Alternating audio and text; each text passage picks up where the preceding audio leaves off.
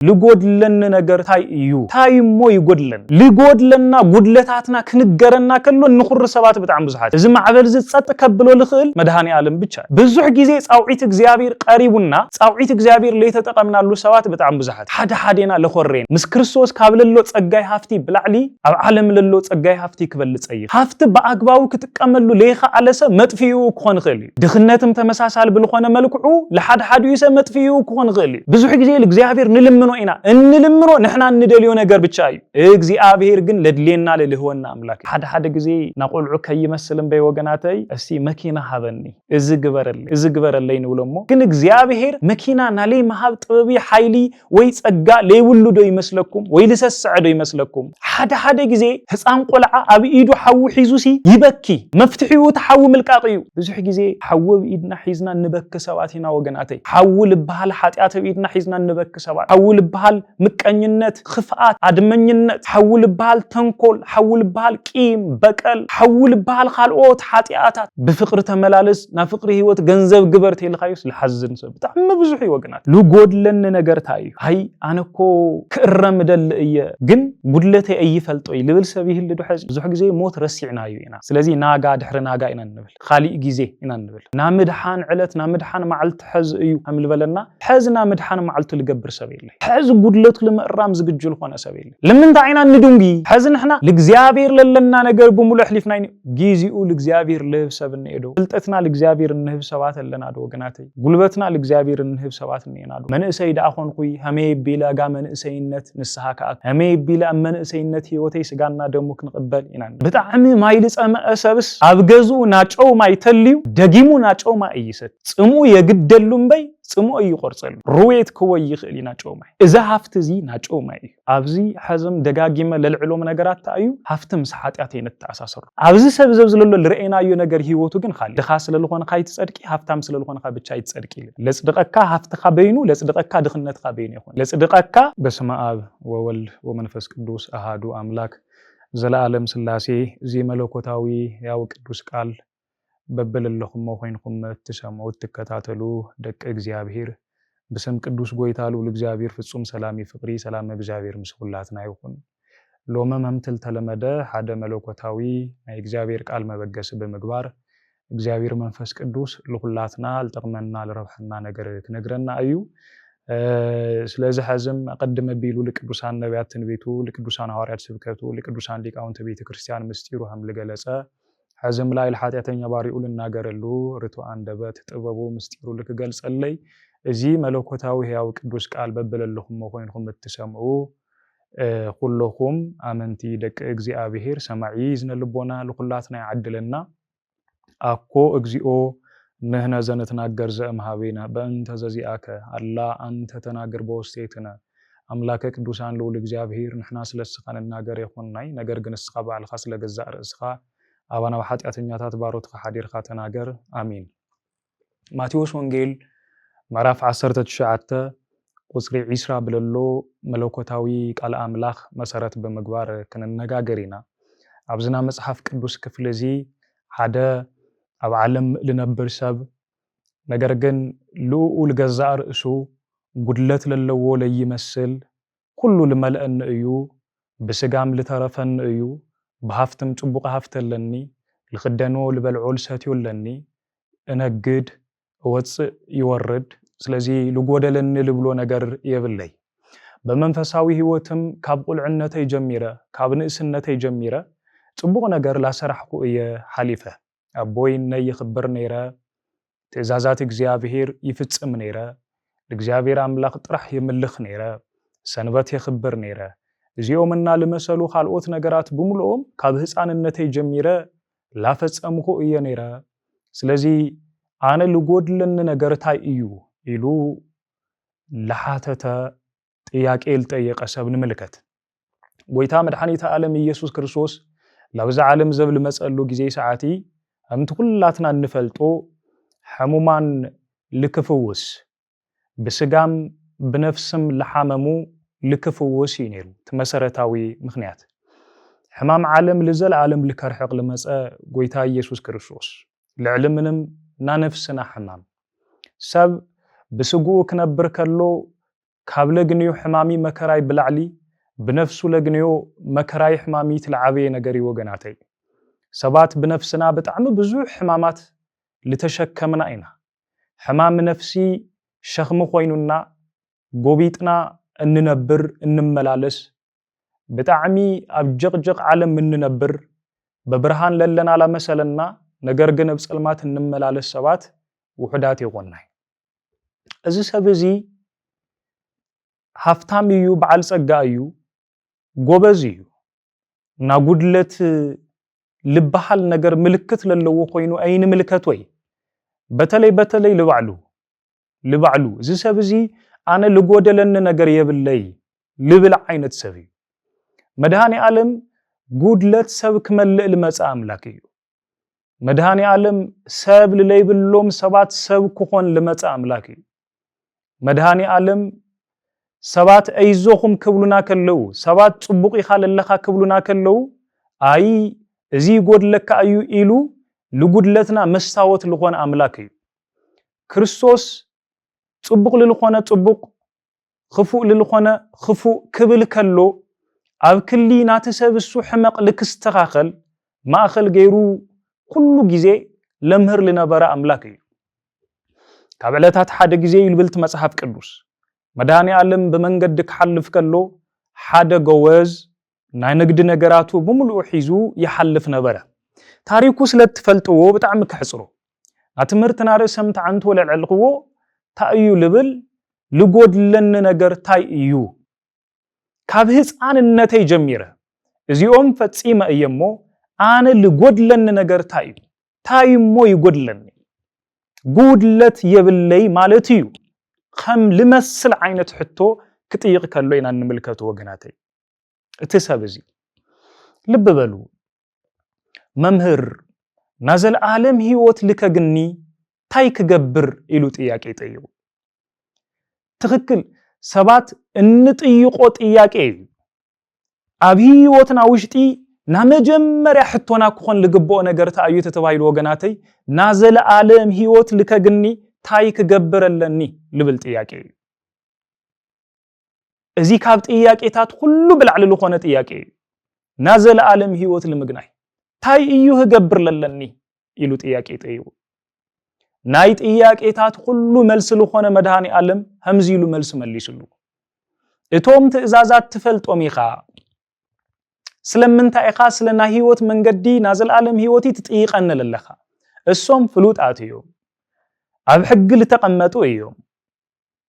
ኢሉ እቶም 10 ትእዛዛት ጎይታ ይጠቀሰሉ እዚ ሰብዚ ታይበለ እዚኦም ካብ ህፃንነተይ ጀሚረ ፈጺመ እየ ገቢረ እየ ስለዚህ ልጎድለን ነገር ታዩ በለ ልብ በሉ حزم خالي ጥያቄ ልጥይቅለሎ ልጥያቄ ወለለግን ክርስቶስ ታይሉ መልስ መልስሉ ሓደ ነገር ግን ይቀሬካ ይሉ ለለካ ነገር ሽጥሞ ተከተለኒ ይሉ እዚ መልስ እዚ ለህይወት ለሆነ መልስ ነው ብዙሕ ጊዜ ና ህይወት መልስታት ተመልሶምልና እንኹር ሰባት ብዙሓቲን لهيوتو لربح نجر ملس تمليسلو جنت سبزي حزنة مول كريستوس مختال حديقو خدا تقعزة من قدو قتل إلو التمتصحف كدوس لببلو وجناتي أبزي كنستو علوم لقبونا نجرات بتعم بزوح نجرات النيو تنام جمريا قداي نالبونا بادونت لبنا بادو تقوينو دليتو نجر حليونا دليتو نجر مليون يقول قدلن نجر يبلي ولا تبلنا لبنا كريستوس ليولو تقوينو بادو الدراشي سلازي تبتعمل خبر نجر يو مالتي بخالي بحالا لب بلو إذا سبزي لي قدلك نجر النيو تواهيلو تنجرو لي قدلنا قدلتاتنا كنجرنا كله نخر سبات بتعم بزحاتنا قدلتنا قدلته لا يقبل سبت عم بزحي قدلته يقبليه هنداف مال إذا سبزي تأيو جيرو لكريستوس حاديقو خدا إيلبن حزنة إيلبن لبرهان حاديقو سيلابس المات خدا ኣብ ቅድሚኡ ለሎን ዓለም ብርሃን ጎይታ ሓዲጉ ላፍቲ ጸልማት ለለዋ ዓለም ኸይዱ ወገናተይ ዓለም ባሕሪ እያ ኣብ ዓለም ውሽጢ ኩሉ ግዜ ማዕበል እንየው እዚ ማዕበል ዝጸጥ ከብሎ ልኽእል መድሃኒ ዓለም ብቻ እዩ بمدهاني عالم ليتا أسره هيوت بمدهاني عالم حقفو ليبلونا مدهاني عالم ممللاس ليبلو هيوت كل جزينا معبل هيوتي كل جزينا معبل هيوتي لببلو إذا سبزي اتلمرت وانا قرتها ايو عرفت لاب ليبلو نقر مخاد مريسو مسك زيابير حدا لقبرو نقر لسمع معو نقر كيقوناسي كابك زيابير كفاليو لخل نقر ايو مريسو للو تسبزي حزنا يبل للكا نجر شت مو تختلن مالت تاي مالتي كريستوس هفت سلل صل يخوني كريستوس دخا بمخانخا بتشا تصدقيخا يخوني لبلو للو سب دخا سلل خونه بتشا يصدقي سب هفتام سلل خونه بتشا لا يصدقي ነገር ግን ሀፍታ ኃጢአት ክትሰርሕ ልገብረካ ልኽእል ነገር ተቆይኑ ላብ ኃጢአት ክወስደካ ልኽእል ነገር ተቆይኑ አጠቃቅሙ ተሌፈሊጥካሉ ክትሓጥ ትኽእል ድኽነት በገዛ ርእሱ ተመሳሳለ ብልኾነ መልክዑ ልክ ሕምቲ ኣብ መልካ ኢዶ ምናል ተቀመጠ ነገር ማለት እዩ ማአምላክ ወላዲተ አምላክ ይብልሞ ድኽነትን ቁርን ጥሜትን ንክመፀን ነይትግበሪ እዚኦም ጸሎት የረስዑ እዮም ይብል ጥሜትን ቁርን ላባየክ መፀይ ትግበር ጥሜት ቁሪ ጸሎት ከረስዕ ይኽእል እዮም ይብል ልክ ሕምዚ ጥሜት ካብ ድኽነት ለመንጨይ ነገር ስለልኾነ ማለት እዩ ኃጢአት ከስርሕ ይኽእል እዩ ስለዚህ ጎይታ ልውሎሎ ድኻኹን ይኾነይ ግን በፍጹም ልብኻ ተኸተለነ እዩ ተሳውሱ ተቆይንኩም አማቴዎስ ወንጌል ምዕራፍ 9 ተቀመጠልና ነገር ታዩ እቲ ቀራጺ ለነበረ ገንዘብ ሰብሳቢ ገንዘብ አካብል ነበረ ማቴዎስ ክርስቶስ ሓደል ነገሮ ነገር ነይሩ ኦ ማቴዎስ ትልወኒ ልብል ቃል ማቴዎስ ተኸተለነ ልብል ነገር ይተነገሩ ማቴዎስ ተላዒሉ ለክርስቶስ ክሳሞ ወዳታ ተኸተሉ ና ክርስቶስ ሐዋርያ ሆነ በብርሃን ተመላለሰ ደቀ መዝሙሩ ሆነ ተመሳሳለ ብልኾነ መልክዑ ለዚ ሰብዚ ዝዕድል ዝቀሪቡ ነይሩ ብዙሕ ግዜ ጻውዒት እግዚአብሔር ቀሪቡና ጻውዒት እግዚአብሔር ለይተጠቀምናሉ ሰባት በጣም ብዙሓት ይነ ጻውዒት እግዚአብሔር ልብ ለይበልናዮ ለይስተውዕልናዮ ለይተመልከትናዮ ሰባት በጣም ብዙሕ ግዜ ብዙሓት ሰባት ይነ ሓደና ለኾሬና ንሳ እተው ክብል ከሎ ተመምህር ለለጀመሮም ጥቡቅ ነይራቶም ሲ ንሳ እተው ይሉ ታስብከተ ቦላሽ ያለ ብለ በጣም ብዙሕ ስጋ ወድ እግዚአብሔር ደሞ ወድ እግዚአብሔር ተቀበሉ ክብል ከሎቲ ካህን ተቦ አቦቆሽ ደህናኒ ሮምስ ግን ሁሉ ጊዜ ደጋጊሞም ለናገሩ ነገር ስጋይ ደሞ ይተቀበሉ ላበሉም ለናገሩ ኢልና ንኹሩ ሰባት በጣም ብዙሓት ይነ ናሂ ወት መንገድ ለኾሬና ነው ሸል ባህል ሰባት ይሆናይ መንገድ ጸልማት ለሐጉሰና ለለ በጣም ብዙሓት ይነ እዚ ሰብዚ ናሂ ወት ቃል ክንገሮ ከሎ ኾሬ እቲ ጥዑም ቃል ክንገሮ ከሎ መሪር ገይሩ ተቀበሎ ቃል እግዚአብሔር ሁሉ ጊዜ መሪር ይሆነ ጥዑም እዩ ገለገሊዩ መሪር ኮን ኽእል ኸቢድ ኮን ኽእል እዩ ግን ውሽጡ ጥዑም እዩ ፍሩ ጥዑም እዩ መወዳቱ ጥዑም እዩ ወገናተይ እሰብዚ ኢዜ አስተበለይ ሆሪዩ ኸደ ይልበልት መጽሐፍ ቅዱስ ለለካሽጥ ማለት ታይ ማለት እዩ እሱ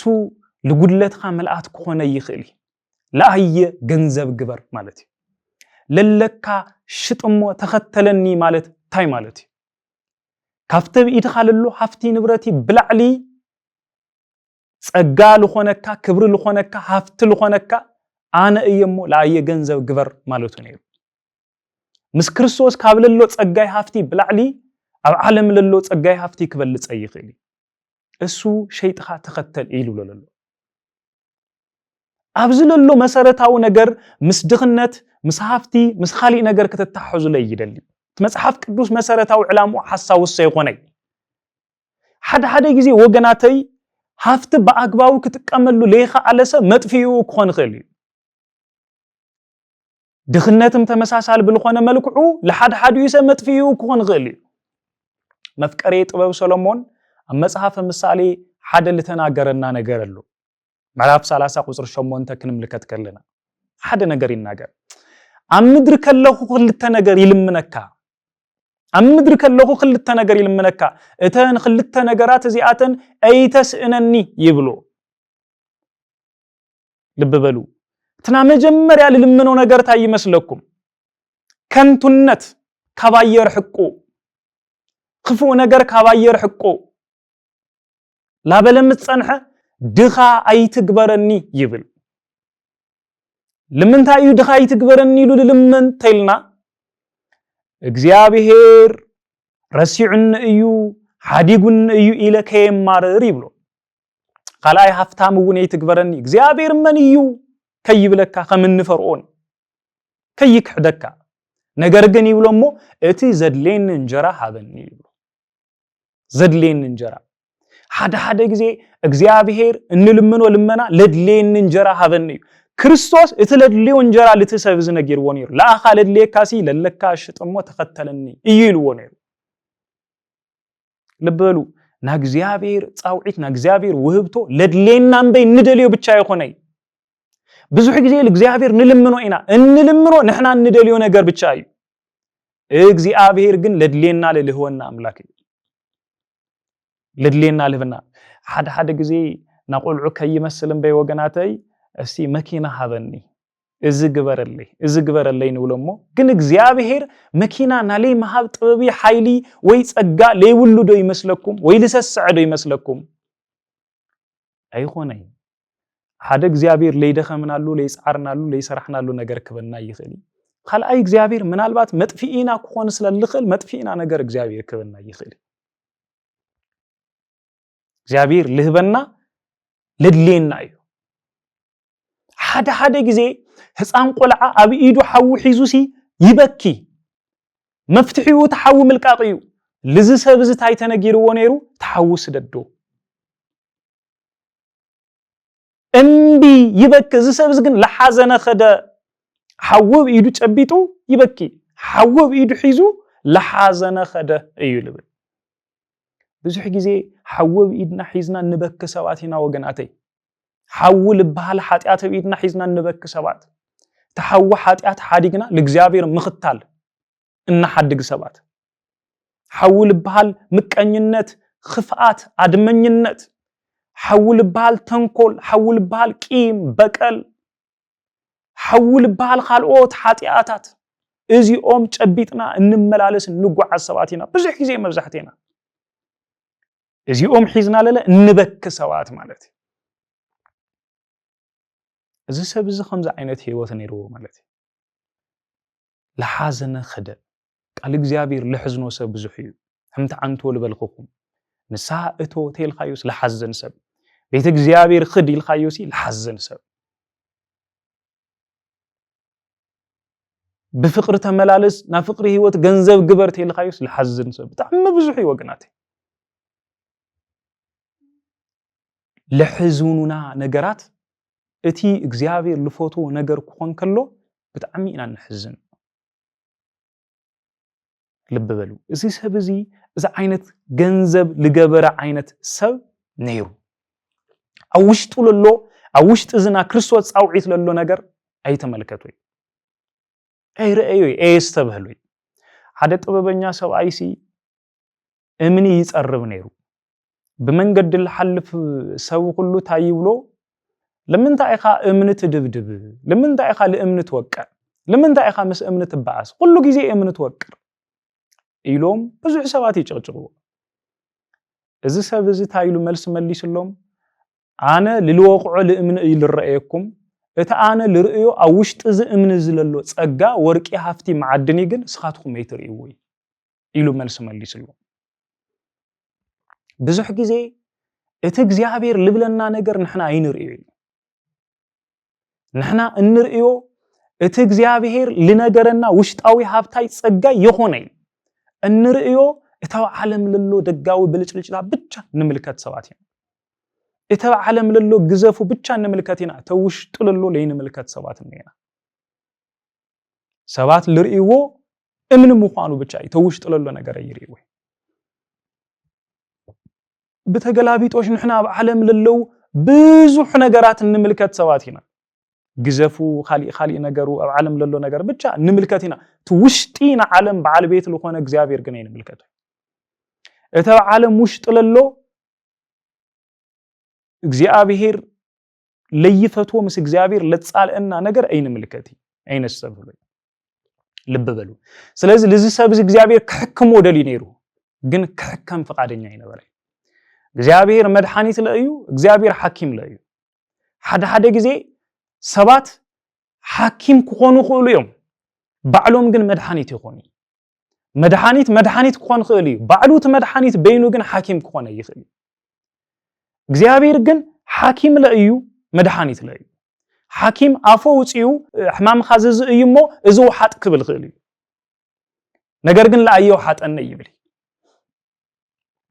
መድኃኒ ዓለም ሕማምኻ እዝዝ እዩ ስጋ ይብላዕ ደም ይስተል ብል አምላክ ፈውስኻ ዝእዩ ለልፈውስ አምላክ መድኃኒት በገዛ ርዕሱ አፎ ውጪው ሕማምኻ እዝዝ እይሞ ለአየው ሐጠነ ይልክ ነገር ይኽእል ክርስቶስ ማን ሐኪም ለ ማን መድኃኒት ለ ከሕክሞለ ከድሕኖለ ክፈውሰለ ህይወት ክኾነለ ደልዩ ነይሩ ግን እዚ ሰብ እዚ አጉረምኒ ሙኸዳ ስለዚህ ልጎድለን ነገር ታይ እዩ ይሉ ጥያቄ ጠይቁ ጉድለቱ ክንገሮ ከሎ ለጉድለቱ ለመምላእ ፈቃደኛ ይሆነ ብዙሕ ጊዜ ጉድለትና ተነጊሩና ይወገናተይ ብዙሕ ጊዜ አቤተ እግዚአብሔር ኸይድና ካህናት ቦታትና መምህራን ሰባኪያነ ወንጌል ቤተ ክርስቲያን በወንጌል ጌራ ብዙሕ ጊዜ ጉድለትና ነጊራትና ጉድለትና ምን ጋር ብቻ ይሆነ ወገናተይ ጉድለትና ተነጊሩና ሲ ፈሊጥና ይለይና ግን ለጉድለትና ምስትኻል ድልዋት ይሆነ ጉድለትና ለምዕራም ድልዋት ይሆነ ይሐዝም ልብ በሉ እዚ ሰብ እዚ ለሐዘነ ተመለሰ ህምልብሎ ብዙሕ ጊዜ ምስዋዕልና ንባስ ሰባት ብዙሓቲና ምስቃል እግዚአብሔር ብቻ ይሆነ ምስዋዕልና ለ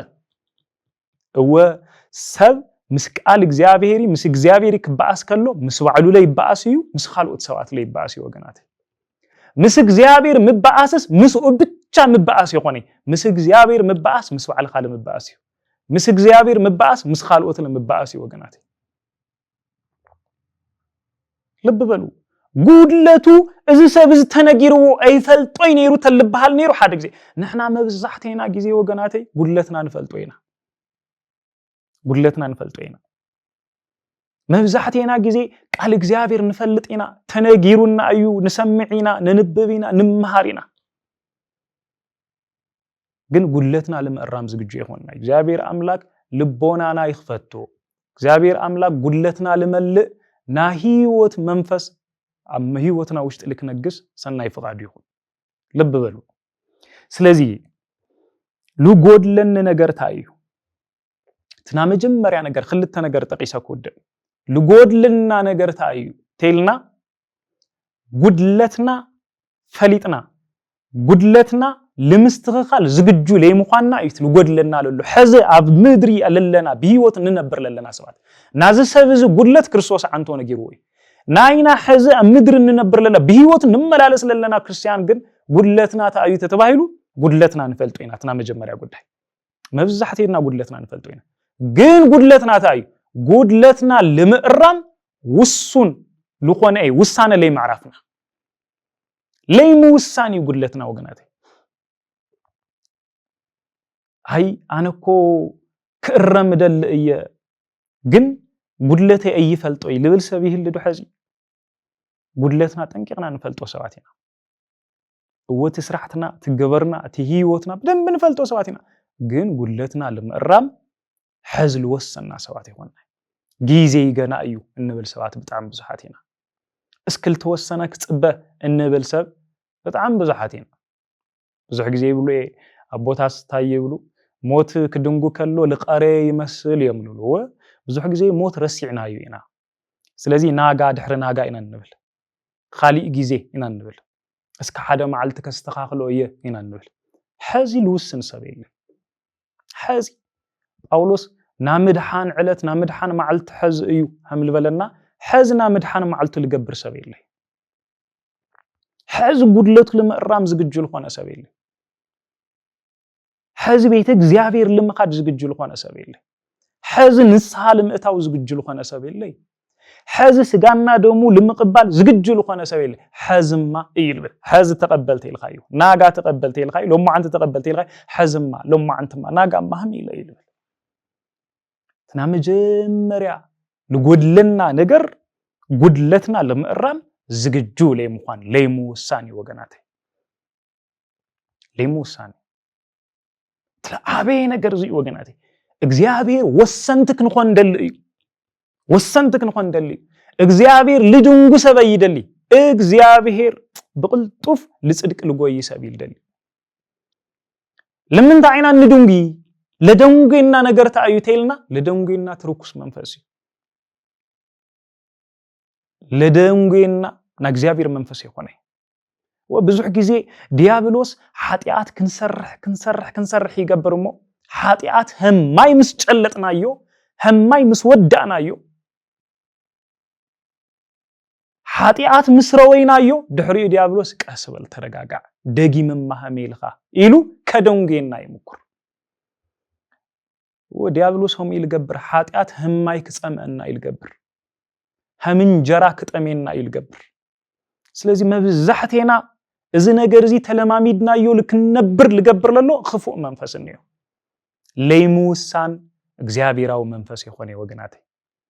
مسحات التطابيق خانا منبار هيوت اجزابيراو من قد يخوني لقود لنا نجر تأيو تتوحيلو ليموسان إذا سابزي يوسني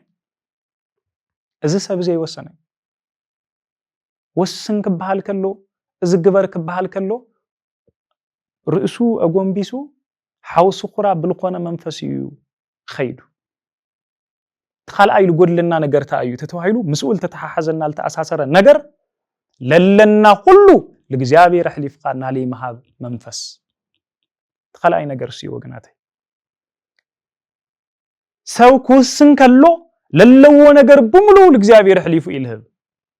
حزن احنا لقزيابير للنا نقر بملو حليفنا جيزيو لقزيابير لهب سبن إيدو فلتتنا لقزيابير النهب سوات اللنا دو وقناتي قلبتنا لقزيابير النهب سوات النينا دو قزيابير قلبتنا لو وكنه هو يدلي نامن اسينت زمن قلبتنا قزيابير يدلي نامن اسينت زمن امرونا قزيابير يدلي نامن اسينت زمن التحساس بانا قزيابير يدلي من اسيد اخون قوي همي بلا غا من اسينت نسها كاتو همي بلا من اسينت هيوتي سغانا دمو كنقبل يناندل እግዚአብሔር ለአረገ ጉልበትና ለአረገ ተሐሳስባና ለአረገ ሰብነትና አካልና ብቻ ለደለ አምላክ ዲዩ ወዚ ጠንካራ መንነትና ዘጠካራና ምን እሰይነት ጉልበትና ለዓለም ሕሊፍና ንህቦ ለዲያብሎስ ሕሊፍና ንህቦሞ ደሐር እተ ዓለም ለፈንፈነቶ ጉልበትና ተዓለም ለፈንፈነቶ ተሐሳስባና የመለካከታናይ ተዓለም ለፈንፈነቶ መልክዕናይ ሕሊፍና ለመነው ለእግዚአብሔር ነው እግዚአብሔር ለሁሉ ለቀበል አምላክ እዩ በርግጠኝነት እወ እማን ግን እግዚአብሔር ሁሉ ነገርና ለለይደልዩ ልንፎቶም ሰባት እንህቦም ነገራት እትንፎቶ ነገር ይናሕሊፍና ንህብ إذن إحنا ندليو نجار ينحلفنا النب إذن إحنا ندليو نجار نفوتو مننتنا على لا لتنفوتو إجزابير حليف خامها كريستيانا ومننتنا وجناتي سلزي تخال أينا نمود أتا قدايت أي تتوحيلو للكا نجار لإجزابير حليف خامها إذا سبزي إذا جبر كبهال كله لإجزابير حليف خا مهابسي موساد لمسألة سبي إجزابير الشت أمو اللي يبلهم لدخاتات هاب كبلو كله بعدو لقري إيه مسيلو بزح جزء مسؤول كتبولو كله خاصة بعدو القري المسلو إذا سبزي إذا يمسلو تزاج جزابير مخبارس بعدونت المسلو سا بعدونت تزاج جزابير لي مخباري لب بلو هفتو نبرتو حيزو مقتصال يقري خيلو سبزي خيدو إيه للتمسحف كندوس جنت روحو إيه خيدو هو بعزو تشكيمو مسحفت نبرتو خيدو كون خليو مننتو وشتو لبو منفسو استنفاسو هيوتو جن تروحي على الله بزوح نجر الحزنا المسلنا جن ترحنا ننبر سوات بتعم بزحاتنا وهفتنا بزح كون خيل فلتتنا بزح كون خيل خالي نجرنا بزح كون خيل جن وشتنا تروحو إجزابير ليولو نجر بملو بادوي بتعمي ما يلص أما أسابس أبجزو ناچو ما يتليو دقيمو ناچو ما ايستي صمو يغدلون بي صمو يقرصلو رويت كو يخلي ناچو ما እግዚአብሔር ለይብሉ ህይወት ሁሉ ጊዜ ናጮ ማይ ወገናት እዛ ሀፍት ዚ ናጮ ማይ እቲ ሰባይ ሒዝዎ ለኸደ ነገር ማለት እዩ አብዚ ሐዘም ደጋጊመ ለልዕሎም ነገራት ታዩ ሀፍትም ሰሓጢያት ይነተአሳሰሩ በሀፍቶም